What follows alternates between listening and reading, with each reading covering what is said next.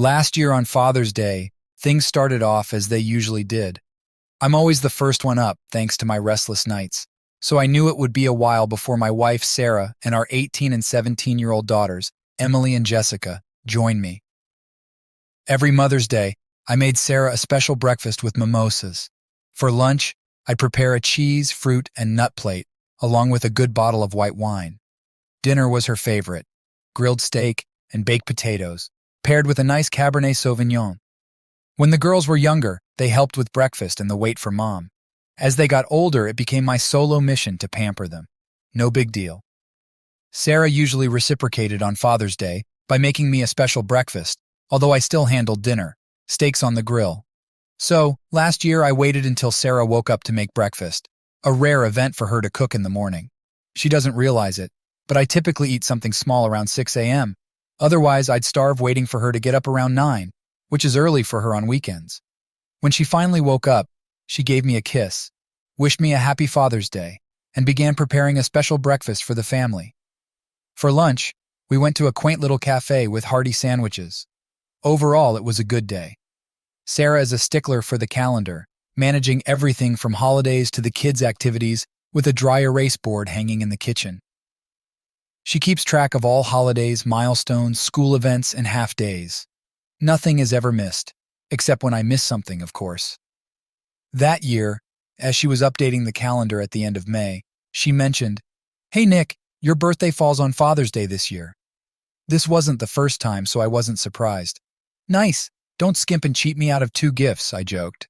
Sarah laughed. "You'll never let me live it down if you get cheated out of a gift? I'll have to do something special for you this year."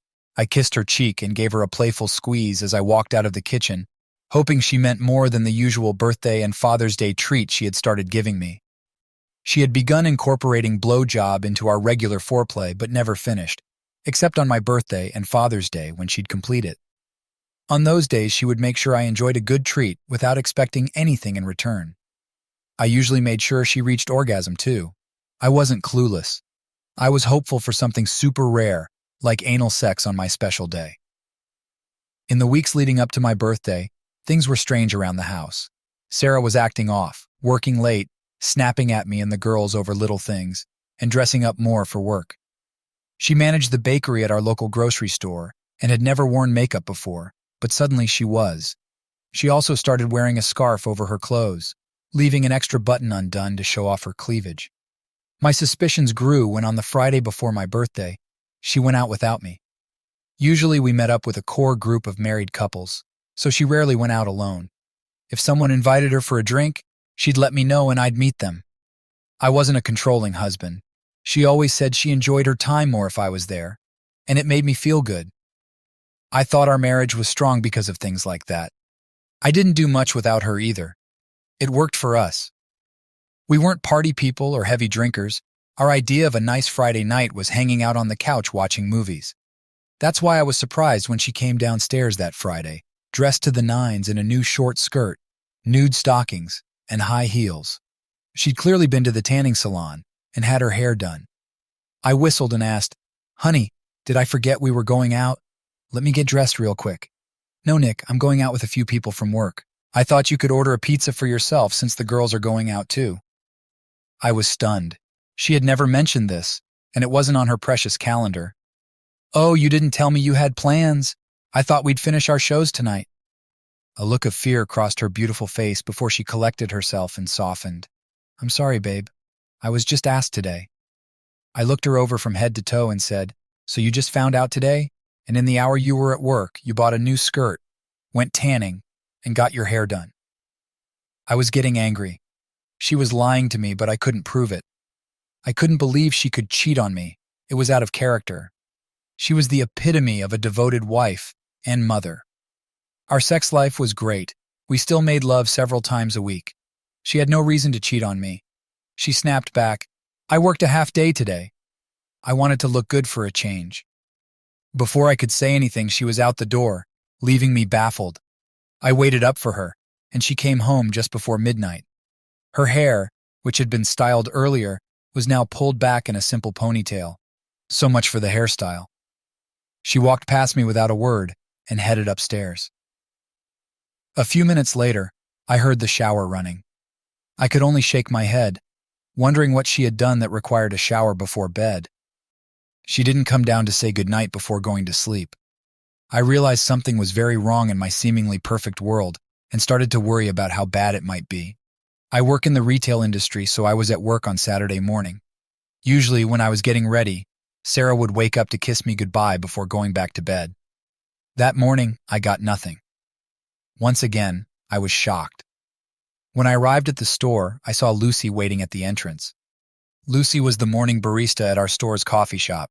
She was a pretty redhead with striking blue eyes. As happily married as I was, I couldn't help but notice her. I've always had a thing for redheads. "Hey, Nick," she called out as I approached the entrance. It was still locked since it was half an hour before opening. The night crew could have let her in, but she didn't feel comfortable being alone in the store with a bunch of guys, as she had told me before. "Good morning, Lucy," I said as I unlocked the doors. "What's wrong, Nick? You look like someone killed your cat."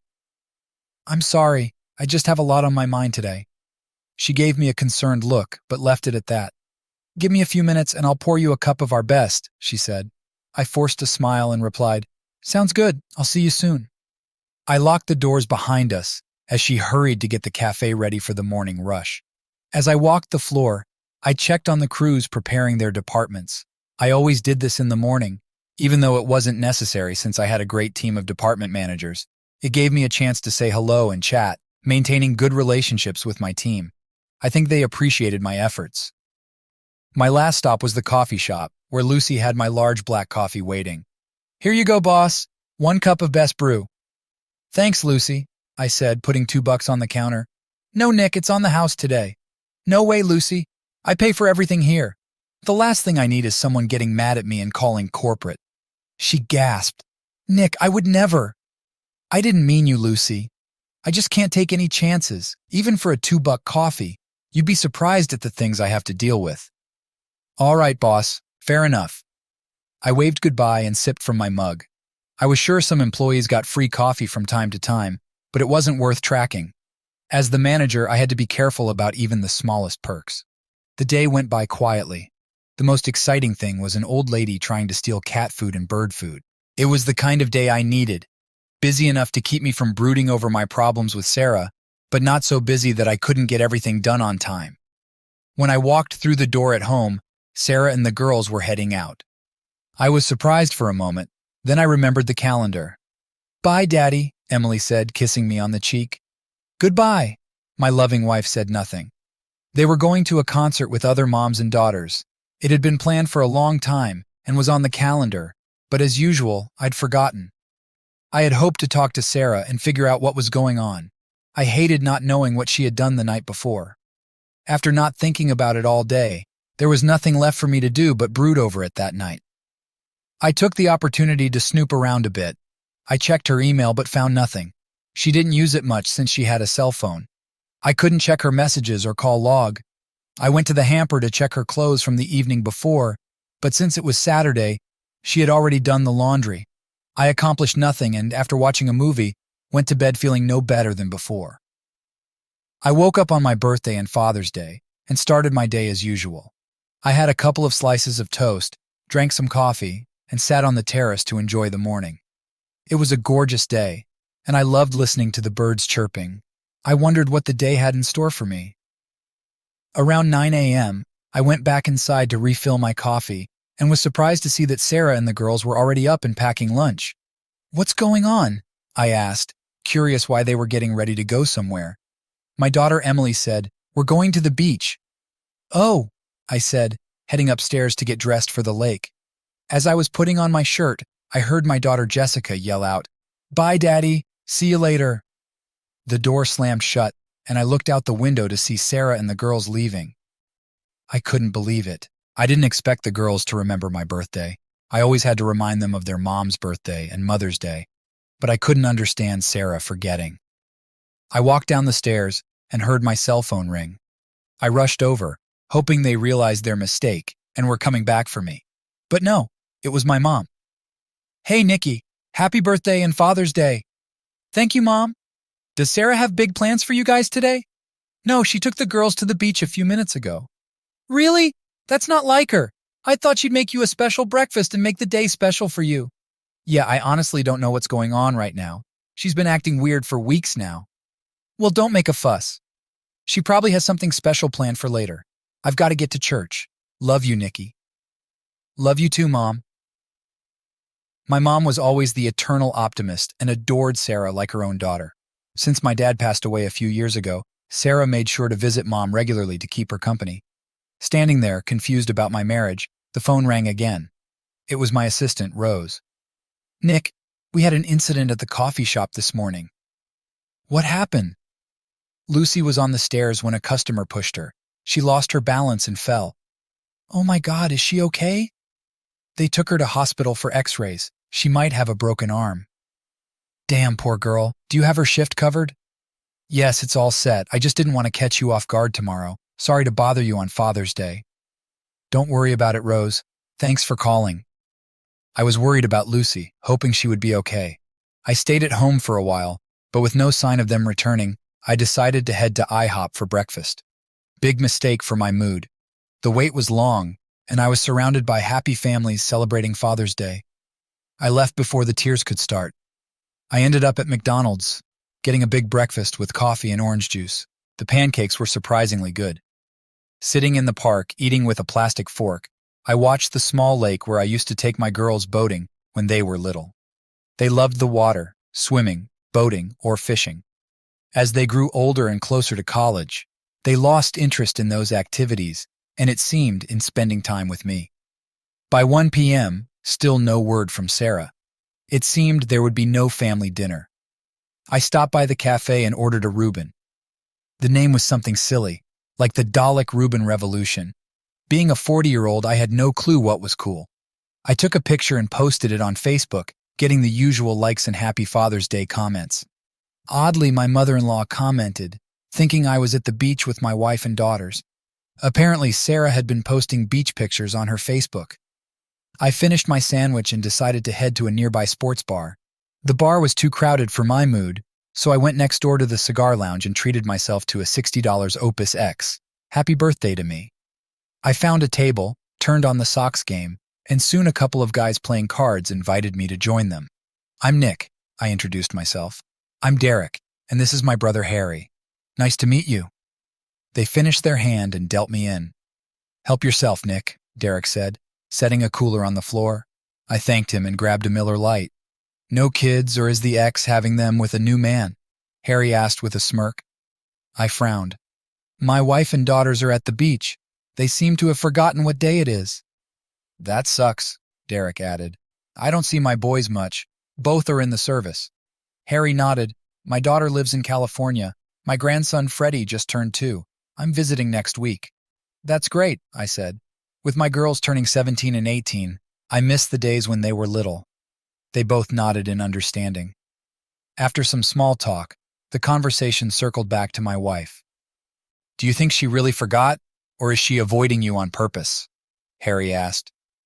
It was a question I'd been wrestling with. I told them about the past few weeks and the incident on Friday. They shook their heads. She's cheating on you, Derek said. Harry agreed. I can't believe it, I said. But deep down, I knew it made sense. Look, Nick, Derek said. I've been through this. The changes in behavior, the sudden nights out, and the revealing clothes. I've been there. My wife had an affair with a coworker a few times. When I found out, I divorced her. Biggest mistake of my life. What? I snapped. She cheated on you. How is divorcing her a mistake? Cheating is the end of a marriage, plain and simple. Nick, I was broke for 5 years paying child support and alimony. I missed her every day living alone in my apartment while she was in our house. She may have cheated, but I was too proud to forgive her. It's been 7 years, but we got back together after I realized my mistake. We're happy now. Jesus, I said. Her being with another man is the ultimate betrayal. If she's having an affair, then she's either forgotten my birthday because she's so involved with him, or she's deliberately ignoring me. Either way, it's unacceptable. Derek shook his head. Nick, trust me. If you love her, find a way to forgive her. You'll be better off. Guys our age don't get second chances at love. Thanks, Derek. You've given me a lot to think about. I might have said that, but I was really thinking he was crazy. There was no way I could forgive her for cheating. No way I could stay married to her. I shook their hands, wished them well, and left. At home, I browsed Facebook, seeing posts from my wife and daughters about their happy day.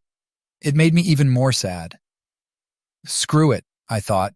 I needed to toughen up and stop acting like a lost child. My wife forgot my birthday. It happens. She forgot Father's Day. What's the difference? What mattered was that I was sure she cheated on Friday night, and probably many times before. Her behavior seemed designed to rub it in my face. Well, she succeeded. It was time to move on with my life. I decided to go out to dinner at my favorite restaurant. I knew it would be a long wait, but that was fine. I had nowhere else to be. I took a shower, put on my sport coat and slacks, and went to get a steak. Sitting at the bar, waiting for a table, an older man sat down next to me. He saw my bottle of champagne and one glass, then frowned. Thankfully, he didn't say anything, just ordered a martini. As the bartender filled my glass, he couldn't resist asking, "Are you celebrating alone, or am I taking someone else's place?" "No," I said. "It's okay. I'm alone." He nodded and took a sip, clearly itching to talk more. "I'm waiting for my 3 generations of redheads. My wife is helping our daughter who broke her arm today. I guess she's not used to doing everything with her left hand," he laughed. "You just don't expect your grown children to break bones. I thought those days were behind us." I nodded in agreement. "Looks like I'll be cooking on my own for a few weeks. My wife will be busy with Lucy and Lila, leaving me alone." I perked up. "What did you say?" Before he could answer, a little girl shouted, "Grandpa!" and rushed across the crowded bar. A little ball of red curls jumped into his lap, showering him with hugs and kisses. A moment later, I heard, "Nick!" I turned to see Lucy, and who I assumed was her mother, standing next to me. Her mother was the spitting image of her, except for a few wrinkles around her eyes. "Hey, Lucy, how's your arm?" "It's okay. I'm on strong painkillers, so I don't feel much. It hurt like hell when they said it, though." Lucy introduced me to her parents, Ben and Grace, and her adorable little girl, Lila. "Where's your wife, Nick?" she asked. "I don't know. She took my girls to the beach this morning, and I haven't heard from them all day." "Really? On Father's Day? Worse, it's also my birthday today." "Oh my God, she blew you off on your special day? What's her problem?" I didn't want to say more than I should, so I shrugged. "Well, forget about her. Join us," Grace said firmly. I realized what Ben meant by his redheads. "Don't turn down the invitation, Nick. You don't want to upset them," he chuckled, clearly speaking from experience. "It's your day, Ben. I don't want to intrude." "Hell," he said. "This is our day, Grandpa." "I know, Pumpkin, I said a bad word. Grandma will punish me later," he winked at me as their table buzzer sounded. "Pay up, Nick, and join us." He tossed a 20 on the counter and left. "I'm sorry, Nick. My parents can be stubborn." "Don't worry, Lucy. It's better than eating alone." Dinner conversation was lighthearted. Ben and I shared stories about our daughters growing up, and Lila asked lots of questions, giggling at the funny stories about her mom as a child. After dinner, my phone rang. I saw it was my wife and ignored the call, placing the phone on the table. "Your wife?" asked Grace. "Yes." "It's more than you think, isn't it?" asked Lucy. "I think so, but I have no proof." "Nick, everyone makes mistakes," Grace said, looking directly at Ben. "Maybe you can find a way to forgive her." Lucy looked at her mom, surprised. I signaled the waiter and handed him my credit card. "Well, I've intruded enough. Thanks for inviting me to share a meal." "No, Nick. It was an honor to have lunch with you. It's on me. Happy Father's Day." I shook their hands and walked over to the counter to sign the check. I didn't even have hard evidence that Sarah was cheating, but already 2 people had told me to forgive her. What's wrong with people? The phone rang repeatedly, but I ignored it. I pulled into my garage and was greeted by 2 excited daughters, showering me with kisses and hugs, apologizing for abandoning me. "Girls, don't worry about it. I don't expect you to remember when it's my birthday." "It's your birthday today?" Emily yelled, then ran inside, shouting at my wife. "Daddy, we didn't know. I'm so sorry." She sobbed against my chest. "You must hate us." "No, baby, I love you more than life itself. When Mom suggested we go to the beach today, we jumped at the chance. We didn't think. It's all right. Don't worry. I'm not mad at you." I didn't tell her I was mad at her mother. That was my problem, not hers. "Let's go inside." I walked through the kitchen, ignoring my wife's crying and being scolded by our daughters, and went upstairs to change. After putting on shorts and a t-shirt, I returned to the scene to find my wife sobbing alone. "I'm sorry," she muttered. I shook my head and went out on the deck with a beer and a cigar. It was a beautiful night, and I tried to focus on work instead of Sarah. When the sliding door opened, I cut her off. "Nick, What's his name?" I asked, not looking at her. "What's his name?" "The man you had sex with on Friday." My anger was building. I heard the door close behind her, but she didn't come out. She didn't deny it. That's when I knew I was going to see a divorce lawyer soon. Almost 20 years of marriage gone. What a fool I'd been. At this point, the worst thoughts filled my mind. How long had she been cheating? Was he her first? Did I know him? Were these girls even mine? It's amazing what negative thoughts can flood your mind when you've been betrayed. I decided to request a paternity test for the girls as part of the divorce, both for my peace of mind and to embarrass Sarah. I spent the rest of the night researching divorce laws online, then fell asleep on the couch. That's how I spent my birthday. I woke up at 5 a.m. and found Sarah asleep in our bed, curled around her pillow. She looked peaceful, unlike my restless night. Her body was naked, her panties showing. She was beautiful. Too bad she wasn't mine anymore. I would miss her body. I grabbed what I needed and took a quick shower, managing to leave without waking her. But Emily was waiting for me in the hallway. "How bad is it, Dad?" I sighed. "As bad as it can get." "Can you forgive her? I mean, it's just one day's oblivion." "Honey, she didn't just forget my birthday or Father's Day. She cheated on me." She sighed. "No, Daddy, she wouldn't." "She did. I can't accept it. Think about it. The last few weeks she's been acting strange. Friday night, after getting a tan and her hair done, she went out dressed like a slut. That was definitely not for me." She shook her head. "But Dad, she avoided me all day Saturday and Sunday. She clearly either felt guilty or hated me, not wanting to be around at all. When has she ever taken you to the beach without me? It's always been a family thing." "What if it's not an affair? What if it was just a one-time mistake? Can't you forgive her for one mistake?" "I doubt that's true, honey. But look at her actions. Has she acted like she loves me at all this weekend?" "Daddy, you didn't see her face when Grandma called to ask why she hadn't wished Grandpa a happy Father's Day. She dropped the phone and screamed, 'No!' So loud we thought Grandpa had a heart attack. 'He's okay, Dad.' Mom sobbed on her knees until we lifted her up and sat her on the couch. She kept saying over and over that she loved you. Honestly, Jessica wanted to call an ambulance. She thought Mom was having a breakdown. We calmed her down and managed to get her to call you. Emily, I don't know what you want me to say. She doesn't love me. You can't cheat on your spouse and claim to love them. That's not love, it's selfishness. Love has to be selfless. When she got intimate with another man, she threw me away." Emily hugged me, tears streaming down her face.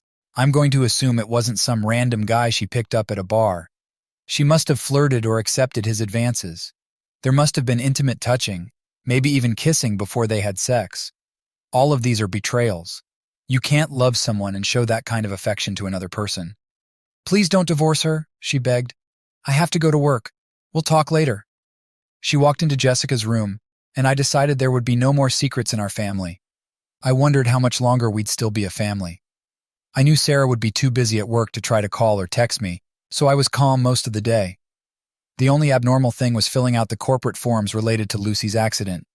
She would get compensated for her vacation, and I hoped she wouldn't be too stressed. I didn't know much about her personal life, except that she wasn't married. She came in to sign the forms and fill out the accident report. I wrote it for her since she wasn't good with her left hand, and she signed it. "How are things at home?" she asked. "Not great." She didn't deny it when I confronted her about the affair. "Nick, I'm sorry. I know you don't want my life story, but I understand how you feel.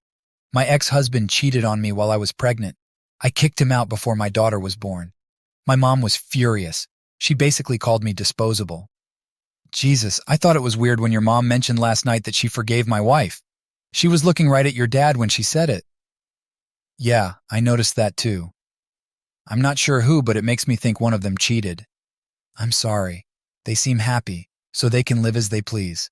I prefer never to trust a liar." "Me too," I said firmly. Sarah wasn't home when I got back from work. She was probably with her fling, and I was furious. I got back in the car and drove to her grocery store. I saw her car in the parking lot, and to my surprise, saw her sitting in it with a young man. When I stopped in front of her car, she noticed me and yelled, "No!" She opened the door, but I drove off. If she was going to cheat, she could have him. I was done. I drove home and packed a bag, planning to stay in a hotel until I found an apartment. Before I knew it, Jessica and Emily were crying and begging me to stay. "Sorry, girls, but your mom was about to cheat on me when I caught her. She was in the car with some guy when I pulled up. Dad, this has to be a mistake." "Girls, I know what I saw. She had a man in her car. Why would she stay after work and have a man in her car if she wasn't going to take him somewhere? She can't say they were just having lunch. There's no innocent explanation for her sitting in the back parking lot after work with a man in her car." "Daddy, please don't break up our family," Jessica sobbed. "Honey, your mother ruined our family. It's not my fault." I hugged them and kissed their cheeks. "I love you, girls. I'll be in touch every day." I left them crying in the bedroom and went to the garage. As I drove out, Sarah almost hit me speeding away. I shook my head and drove on. The next week was pure hell. I refused to take Sarah's calls, and for the first 3 days, she called every hour. She must have taken a week off work because she couldn't call from the shop floor. She left countless messages begging me to call her. I deleted them all. After those 3 days, my mother, mother-in-law, daughters, and Sarah's sister begged me to talk to her. They all said it wasn't as bad as I thought, but whenever I asked if she had cheated, they wouldn't answer. They knew she had, but wouldn't admit it. I stopped taking everyone's calls. I told my daughters I would talk to them, but not about their mother. I had to hang up twice before they believed I was serious. At the end of the week, I met with a lawyer. I wanted to split the house in half. She could keep it until the girls moved out, then we'd sell it. The lawyer said I could get more than half since my contributions were greater, but I told him to just split everything equally. I thought alimony was a given, but since Sarah makes enough money to support herself, I didn't have to pay her anything. That was the best news I'd heard in a while. I wouldn't have to fund her affair. The only catch was I had no proof of her cheating. The judge might not accept it and reduce it to irreconcilable differences, requiring proof that we tried to work things out. I'd take my chances. My attorney prepared to file for divorce, and life went on. There would be no forced mediation or counseling, no lawsuits for alienation of affection, no drawn-out battle. The split was fair, and any judge could see that. But nothing comes easy. She could still fight. When she got the papers, she unleashed her family on me again. She claimed it was only one time with the guy, that Friday before my birthday, or convinced everyone it was. I was labeled the bad guy for not letting her explain, as if any explanation would be acceptable. My mom called me a coward for not fighting for my marriage. My mother-in-law said we were even because I broke my vows by not staying with her through the hardest times. My daughters said our divorce would scar them for life. It was unreal. I hadn't done anything wrong, but I was being blamed for the divorce. It got to the point where I asked my daughters for a DNA test. They refused until I lied and said it was a court order. Sarah wrote me a letter, sent to my work. It said she was caught up in a younger man's attention. I say kid because the guy was only 21 years old. They had sex once in the backseat of his car, and he turned out to be a complete disappointment. Like knowing he was a loser was supposed to make everything better. She also mentioned that after I caught her, she told him privately to never speak to her again. It didn't matter. She cheated on me once, and that was all it took. The best part was, her letter admitting to the affair meant I didn't have to prove infidelity for the divorce. She did it for me. That meant I didn't have to file for irreconcilable differences and jump through hoops to show we had tried to reconcile. Karma was finally on my side. She tried to fight the divorce, but when the judge saw the terms I proposed and her letter admitting the affair, he approved it. I was set to be divorced in 60 days, and so I found myself alone, ostracized, for refusing to talk to her. I was labeled immature and an asshole. It got to the point where even my mother and daughters stopped talking to me. It hurt, but I stood by my principles. If they didn't like it, so be it. I called my daughters every day. They never answered, but I left messages, telling them about my day and asking about theirs. I didn't let them blame me for the lack of communication. I made every effort to stay in touch, whether they wanted it or not. One new routine was having coffee with Lucy on Sundays. It started innocently enough when we bumped into each other at a local coffee shop. She and Lila lived nearby and were out for a walk. I invited them to join me and shared my troubles while Lila watched cartoons on my iPad. "I'm sure your daughters will come around, Nick," she said. "They're young and impressionable, and living with my wife. Who knows what she's telling them? I hope you're right. I just miss them so much." The next week I was in the same store at the same time, reading when I heard, "Hey, stranger." I smiled and invited them to join me again. "Is this your regular spot, or are you stalking me?" she asked with a grin. "No, I live nearby. I like to come here for a cup of coffee and some reading on Sunday mornings. It's kind of lonely at home, so I come here." She sipped her coffee and we chatted about the neighborhood until we parted ways. We didn't plan it, but we ended up meeting every Sunday. I enjoyed her company and Lila was a joy. The day the divorce became final, I knocked on the front door of my old house. Sarah answered, and it was obvious she had been crying. She didn't say a word, just let me in. "Are the girls home?" I asked. "They're at school watching a musical. I know why you're here. I expected you tonight." "Really?" I asked, smirking. "You waited until it was too late to stop it, didn't you?" "Yes," she admitted. "I knew you would beg and plead, and I couldn't let that happen. You broke my heart, and I can't forgive you." "Damn it, Nick. It was one mistake, one bad decision. Why couldn't you forgive me? Didn't you love me as much as I loved you all these years?" I laughed. "Did you love me when you flirted with that guy? Did you love me when you avoided me all weekend and left me alone on my birthday? If that's your idea of love, you're beyond help." "I never wanted this to happen," she sobbed. "I never wanted a cheating bitch for a wife either, but here we are." She gasped, and I continued. "Sarah, not only did you break my heart, but you turned my mother and daughters against me. I will never forgive you for that. It's your fault for acting irrationally." I got angry. "If you don't make my mother and daughters apologize and make things right, I will tell every man you date that you are a cheating whore. I will try to ruin every relationship you have because you ruined mine. I don't need anyone else." "Wrong answer. I'll find other ways to hurt and embarrass you." I got up to leave and she grabbed my arm. "It's not my fault. You can't blame me."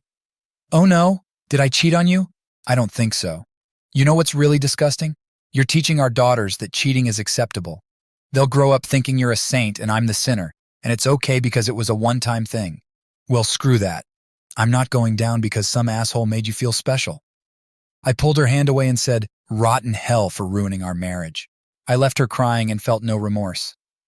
"I can't believe you're already dating. You're a real bastard." I laughed when I read Sarah's text. How delusional was she to think I'd sit around moping over her? Maybe some guys would mourn the loss of their marriage after their wife cheated, but not me. At 41, I was young enough to find love again. Hell, I was young enough to have more kids if I wanted. That was worth considering. Lucy was in her early 30s. She might want more kids.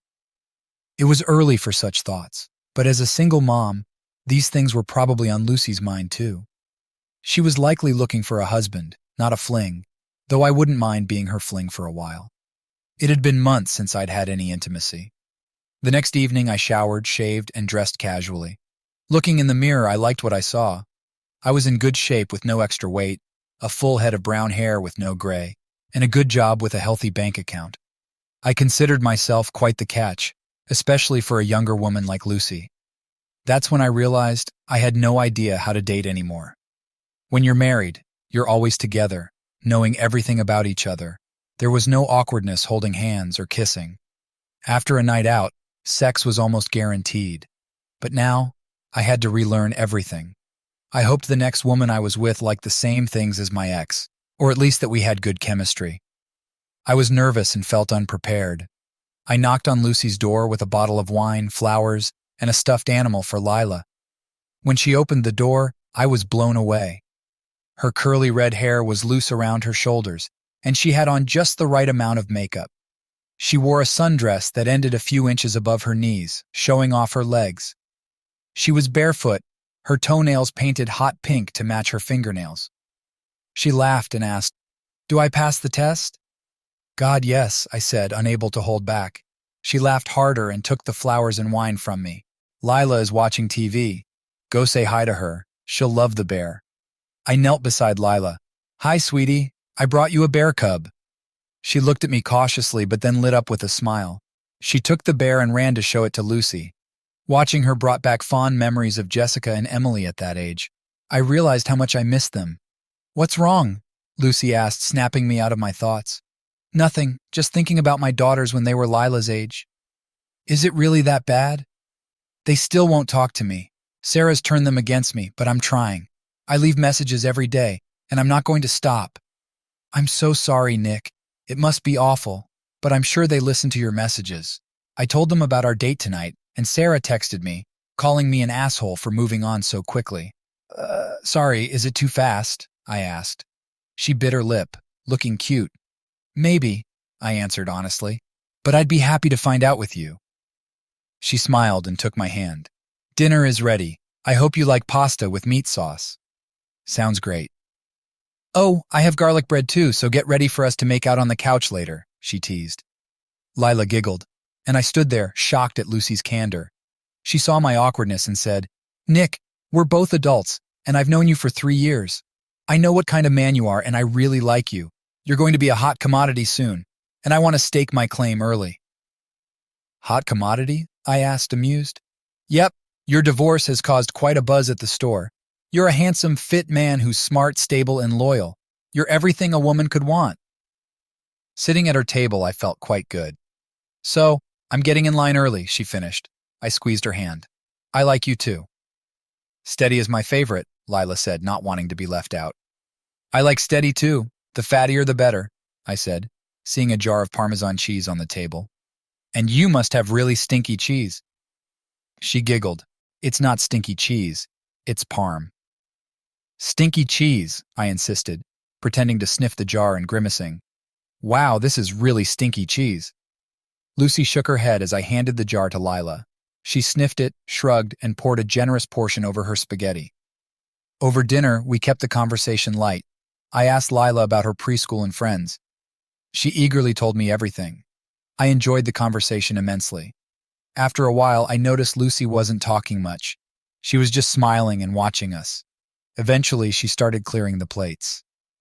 Let me help. Oh no, she hasn't told you about her favorite TV shows yet, she laughed, as Lila started detailing all the best children's shows. After putting Lila to bed, Lucy returned and sat next to me on the couch. I handed her a glass of wine, and she sighed contentedly, putting her feet up. I love being a mom, but sometimes this is the best part of the day. Instinctively, I put my arm around her as she snuggled up to me. It's worse with two, I said. Do you think your girls will come around? I hope so. I'm doing my best, but it's still raw for them. She turned and kissed my cheek. You're a great father. Just don't give up on them. She set her glass down and leaned back. Nick, I've already told you I really like you. I'm too old for the will we or won't we game. I'd like to keep seeing you, and that includes inviting you into my bedroom. I was about to tell her we didn't have to rush things, but she raised a finger. I know you want to be a gentleman, but you don't have to be. What I'm saying is, I don't want to be just your friend with benefits. I'm looking for an exclusive relationship. I have a daughter to think about, and she needs a daddy just as much as I need a husband. I tried to speak again, but was cut off. This conversation usually ends with the guy running away. I don't think you're like that, but if you want to sow your wild oats and experience the single life, I'm not your girl. If you want to see if we have a chance at a long-term relationship, I'm your woman. Wow, I said. Did you prepare that speech, or was it off the cuff? Lucy frowned, misinterpreting my hesitation. Lucy, we've known each other through work for 3 years, and these last few weeks of having coffee together have been wonderful. I'm a family man. That's all I've ever been. I don't know how to be single, and the thought of dating scares me. If my wife had been faithful, I'd still be happily married. No, I don't want to play the field. She smiled and took my hand. You're beautiful, smart, and you make amazing spaghetti. She laughed and playfully clapped me on the shoulder. I'd like to be your boyfriend. Let's build something good for all of us, including your little girl. We didn't make love that night, even though I wanted to. She had practically confessed her love to me and was clearly interested. but I decided it was best to take things slow. An unexpected opportunity came when I received an application for a night manager position. I never learned the name of the guy who ruined my marriage, but when he showed up for an interview, I recognized him immediately. I knew he wouldn't recognize me, but he might recognize my name. So I asked Rose to interview him and hire him on the spot. On his second night, I waited in the parking lot for him to start his shift. I walked over to his beat-up car and placed a 40-inch TV I had bought from a competitor in the back seat. We had the same model in stock, so I timed my arrival to coincide with the end of his shift. I walked him to his car, chatting casually. When we got to the car, I pretended to be shocked. "Matt, did you buy a TV before your shift? We're not even open yet." "No, Nick, it's not mine. I don't know how it got there." "Matt, I think we need to go back to the store." "Nick, you have to believe me. Check the cameras." I shook my head and said, "Okay, bring the TV."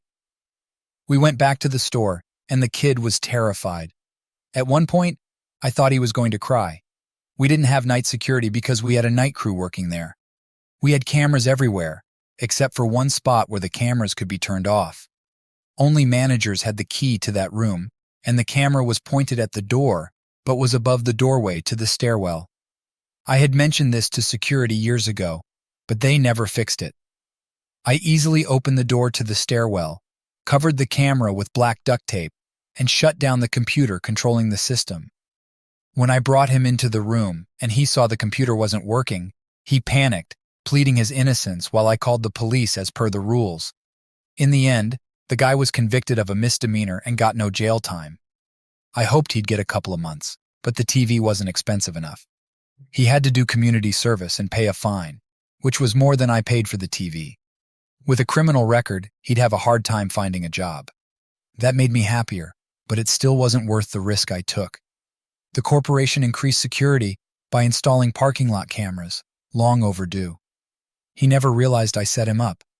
He tried to blame the team, but he couldn't prove anything.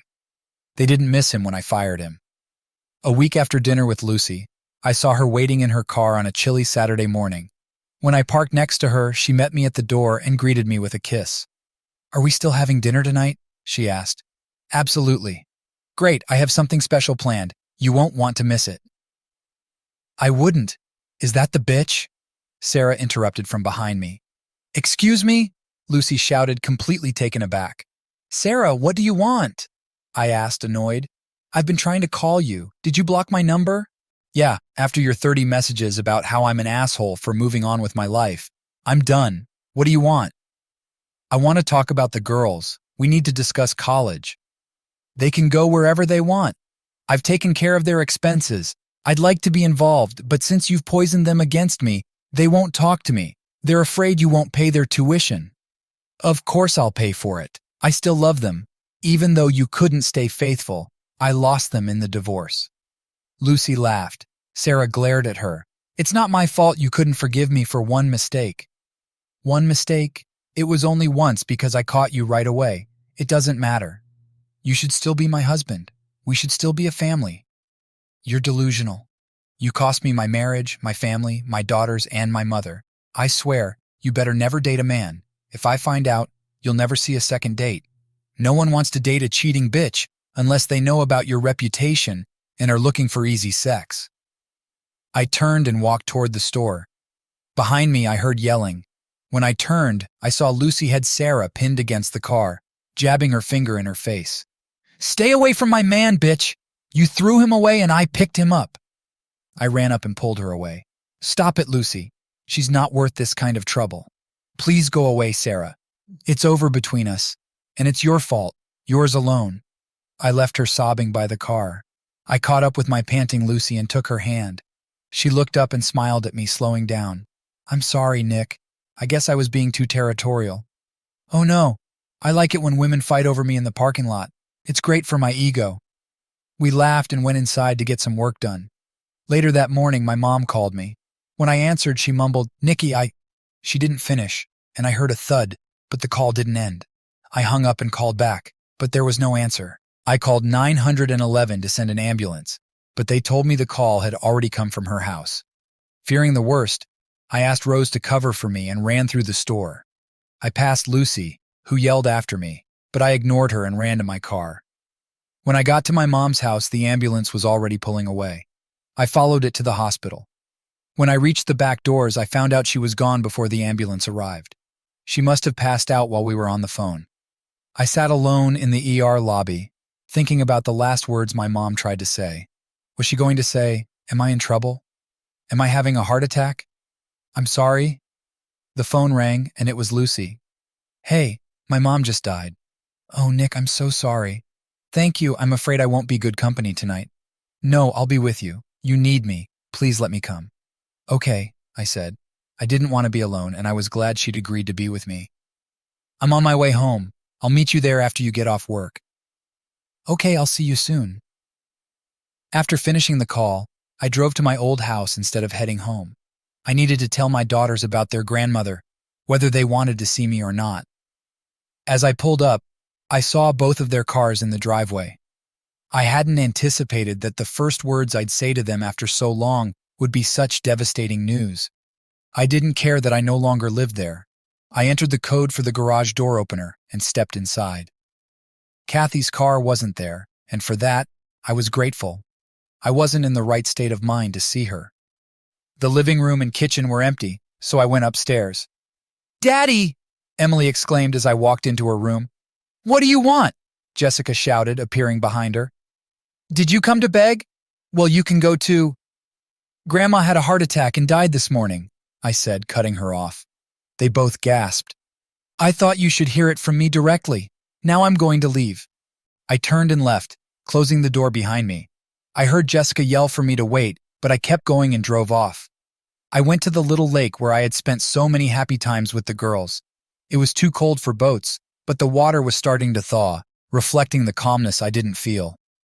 I sat on a picnic bench and cried. This time I cried not only for my mother, but also for the loss of my daughters. The fury in Jessica's voice told me that I wasn't needed in her life. She didn't need to tell me to go to hell. Her tone said it all.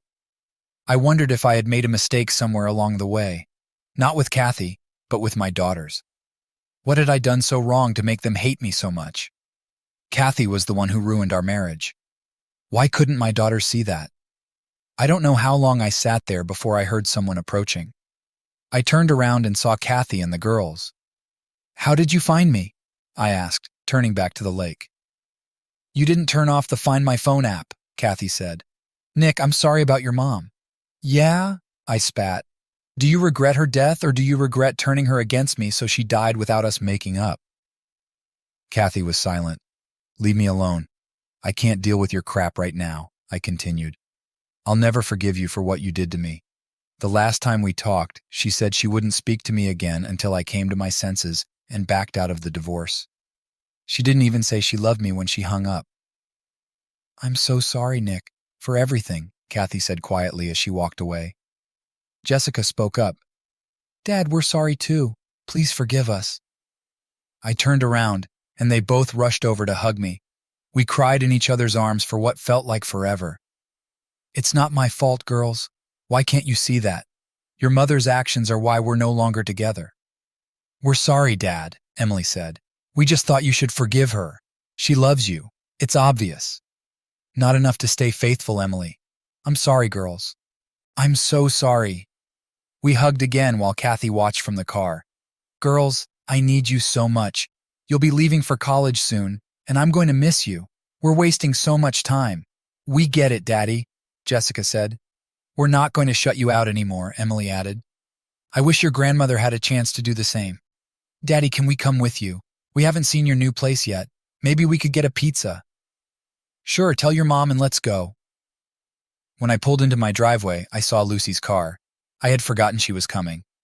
"Girls, it looks like you're going to meet Lucy." "Is she your girlfriend?" they asked in unison, making me laugh. "Yeah, well, we just started dating." "Look how he's blushing, Jessica. It's so cute." They jumped out of the car and rushed to Lucy's door, peppering her with questions.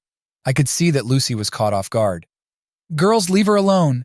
Come inside and I'll introduce you all." They kissed me on the cheek and scurried off. I walked over to a shocked Lucy. "Sorry about that," I said when she opened the door. She smiled and kissed my cheek. "Your daughters are delightful. Come on, Let's go inside and get properly introduced. Jessica, Emily, this is Lucy. They hugged her, and Jessica cheekily declared, "You're super hot." Emily added, "Good for you, Dad." Lucy laughed, and I was too shocked to say anything. "Hey, let's take a quick look around the house, and then I have some things to take care of for Grandma's services. Nick, I'll order some pizzas while you show them around." "Sounds good to me, darling. You read my mind." "Oh, the girls see." I shook my head as Lucy smiled. I decided to wait until the next morning to call and spread the word about my mom. I'd write an obituary for Monday's paper and post details of the service on Facebook after visiting the funeral home on Sunday. After dinner, we sat around and spent hours telling Lucy stories about my mom. My girls not so innocently added a few embarrassing stories about me to keep Lucy entertained. It wasn't my fault the pier was wet, and I fell into the lake, I swear. Before I knew it, it was late. "Girls, time is slipping away and it's getting late." They frowned and asked, "Can we stay the night?" "I don't have beds for the guest rooms yet. Tell you what, I'll pick you up in the morning and we'll go out to breakfast, okay? If you don't mind, I could use some help figuring out what to do with Grandma's stuff too." "Of course, Dad. We'll help if you need it." "Thank you, Lucy. Do you want to go for a ride, or do you need to go home to Lila?" "She's staying with my parents." Emily jumped up. "Who's Lila?" "Lila is my 4-year-old daughter." They both squealed. "Oh my God, I can't wait to meet her." Lucy laughed at their excitement. "Someday soon, I promise." "Okay, let's go." "They're great girls," Lucy said as we sat on the couch after returning to my house. "I'm glad you were able to reconnect with them." "Me too. I just wish it didn't require my mom's death." She snuggled into my arms, and I fell asleep holding her. When I woke up, she had covered us with a blanket and was still snuggled up against me. I missed being so close to someone. I kissed the top of her head. "I'm sorry I fell asleep on you." She stretched and smiled. "It's okay, baby. You've had a very emotional day. Would you like to join me and the girls for breakfast?" "Only if I can bring Lila. My parents have plans for this morning." "Of course. My daughters will love her." Since we needed to pick up Lila, I asked my daughters to meet us at IHOP. When I walked in holding Lila's hand, my girls rushed over. Within seconds, Lila was in their arms, being twirled in the air, tickled and kissed. She squealed and giggled until she finally yelled, "I have to go to the bathroom." The girls said in unison, "We'll take her," and scurried off. "I don't know, Lucy. Do you think they'll get along?" I asked with a smirk. She playfully clapped me on the shoulder and kissed my cheek. "I hope it stays this way for years to come." She seemed set for the long term, and we had only had one date. It was a little unnerving, but I felt confident I could handle it. As we ate, Lila and my daughters talked nonstop. Lila loved to talk and asked so many questions about my daughters' lives that I think even they were surprised. My daughters were neighborhood babysitters, so interacting with young children was their forte. They knew all the popular kids' shows and movies, and Lila adored them for it. They also got along well with Lucy. There was no hostility or anger about me dating her, which shocked me. They had refused to talk to me for months after the divorce, but as soon as they met my new girlfriend, they immediately became friends. I didn't understand it, and knew I'd have to ask the girls for an explanation. After making dozens of phone calls, starting the long process of cleaning my mom's house, and visiting the funeral home, I finally sat down to relax. The girls came back to my house for dinner after spending the morning with Lucy and Lila. Lucy thought it would be too emotional for Lila to be at my mom's house while we sorted through things, so she took her to the park instead. "Daddy, are you in love with Lucy?" Jessica asked suddenly. "We've only seen each other a few times outside of work. It's a bit early to call it love," I replied. "Okay, Dad," Emily said, rolling her eyes as if I were clueless. "Have you seen those old cartoons where the girl's eyes turn into hearts and she flutters her lashes at her prince?" I nodded, taking a bite of pizza. "Well, that's basically Lucy when she looks at you," Emily continued before I could deny it. "We like her, Dad." I went from excited to see my daughters to angry in an instant. I threw my pizza slice on the plate, wiped my hands, and leaned on the counter facing them. I tried to calm down. "Daddy?" Jessica asked. "How can you break my heart all this time and now tell me you like my girlfriend? What did I do to make you think it's okay to shut me out, ignore me, and tell me to go to hell? Do you know how many times I cried after leaving you a message, knowing you didn't care to listen?" Mom made us do it, Emily replied. She told us that if we sided with you, we'd lose everything. She said you left us and wouldn't pay for college if we didn't support her.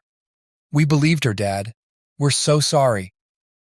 I turned around and Jessica rushed to hug me, seeing the tear on my cheek. Dad, we're sorry. After we realized it wasn't true, we felt so guilty. We thought you were being unreasonable, but now we understand. What about me? Would you let your boyfriend cheat on you? They didn't answer. How many times is acceptable? Once, twice, 5 times? They started crying and we hugged. Their hugs calmed me down, and I felt awful for getting angry. I'm sorry, girls. I missed you so much. After they each confessed their love, I said, it's time to get you home. You have school tomorrow. Don't forget to have your mom tell them about the wake and funeral. You'll need some time off this week. We hugged one more time, and I watched them drive away with warmth in my heart. I looked up at the sky and said, Mom, you didn't have to leave to bring the girls back to me, but thank you. I'll miss you. Wakes have always been hard for me. I've never felt comfortable sitting in a room with a dead body, and my mom's wake was especially tough. Throughout the day, I walked over to the casket several times to look at her. She looked peaceful, and I was glad she would be with my dad again. He had died of cancer a few years earlier and wanted a different kind of funeral without a wake. Like me, he thought it was strange for people to interact with a corpse. Mom had it all planned out, though. She'd even picked out the casket. All I had to do was set a time and day and handle the small details. I was standing at the front of the room talking to one of her friends when Kathy and my girls walked in. My daughters greeted me with warm, tear-filled hugs, and Kathy thankfully left me alone after saying a brief prayer. She placed something in the casket and went to sit at the back of the room alone. Curious, I looked to see what she had placed. It was a photograph of Kathy and me hugging my mom, who was holding our babies with a wide smile.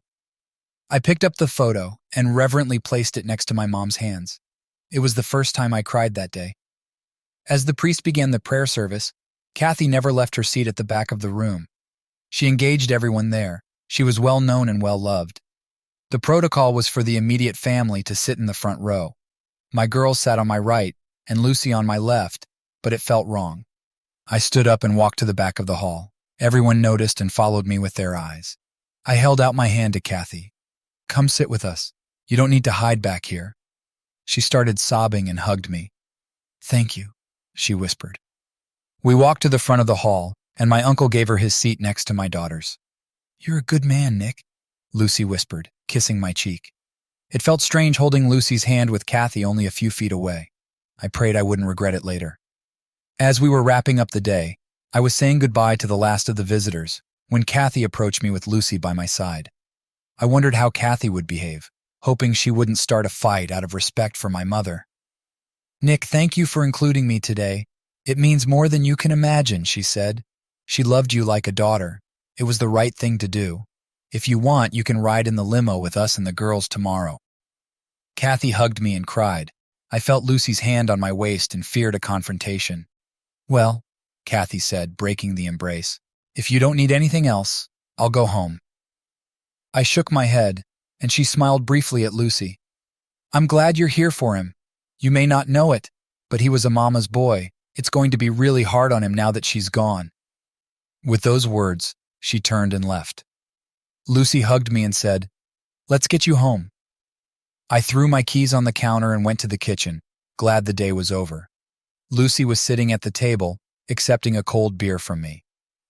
I think things with Kathy went better than expected, she said. You handled it well. Yeah, I'm glad. I was really expecting her to start something with you. Well, I'm sure the girls helped with that. We just need to get through tomorrow and we'll be fine. I hope you're right. I have this uneasy feeling that Kathy won't handle seeing you well. Maybe I'm just paranoid. Will you stay the night? She smiled and took my hand. You couldn't kick me out even if you tried. We didn't make love, but she spooned with me, and it was the best sleep I'd had since the divorce. You're watching me like a hawk. I'm not going to abuse your gift by starting an argument, Kathy said, as we waited for the prayer to begin. I know, I lied. I'm just uncomfortable with it. She snorted. How do you think I feel? I'm an outcast here. No one thinks that about you, especially not today. I'm sorry, Nick. I wish I could make it never happen, she cried and hurried to the bathroom. It's hard on all of us, Nick, my mother's friend Marie said, patting me on the shoulder. Your mom was a wonderful woman, and we'll all miss her. I kissed her cheek and thanked her, grateful Kathy had someone to console her. After the funeral, we gathered at my mom's favorite Polish restaurant. The room was full, and Kathy looked uncomfortable as she searched for a seat. I approached her and led her to the table where Lucy and my daughters were sitting. Kathy, we will always be a family. No matter the divorce, no matter where we sit, you will always be welcome. A tear rolled down her cheek as she sat and thanked me. I don't know when it happened, but I felt like I had finally moved past the pain she caused. Life went on. The girls went to college and Skyped with me every week. Lucy and I are still together, and I'm very close to popping the question. Kathy and I communicate infrequently but cordially. She is also moving on, dating the divorced father of one of the girls' friends. He's a nice guy, and I hope things work out for them. Some people say I should have forgiven her for the one-time slip-up, but I just couldn't. I may be the bad guy in some people's minds, but I can live with myself.